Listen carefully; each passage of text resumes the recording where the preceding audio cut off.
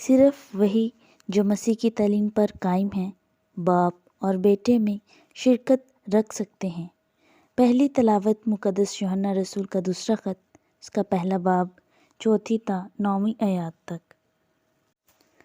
مجھے اس بات سے بڑی خوشی ہوئی کہ میں نے تیرے فرزندوں میں سے کئی ایک کو اس حکم کے مطابق چلتا پایا جو ہمیں باپ کی طرف سے ملا تھا، اور اب اے خاتون، میں تجھے کوئی نیا حکم نہیں بلکہ وہی جو شروع سے ہمارے پاس ہے لکھ کر تجھ سے عرض کرتا ہوں کہ ہم ایک دوسرے سے محبت رکھیں، اور محبت اس میں ہے کہ ہم اس کے حکموں پر چلیں۔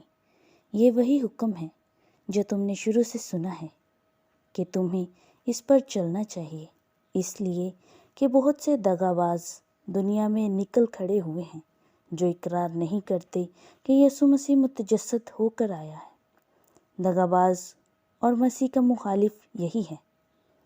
اپنی بابت خبردار رہو تاکہ جو کام ہم نے کیے ہیں تم کھو نہ دو بلکہ پورا اجر پاؤ۔ ہر ایک آگے بڑھنے والا جو مسیح کی تعلیم پر قائم نہیں رہتا وہ خدا سے شرکت نہیں رکھتا۔ جو تعلیم پر قائم رہتا ہے وہ باپ اور بیٹے دونوں سے شرکت رکھتا ہے۔ پاک کلام کے پڑھے اور سنے جانے پر خداوند کی خاص برکت ہو۔ خداوند کا شکر ہو۔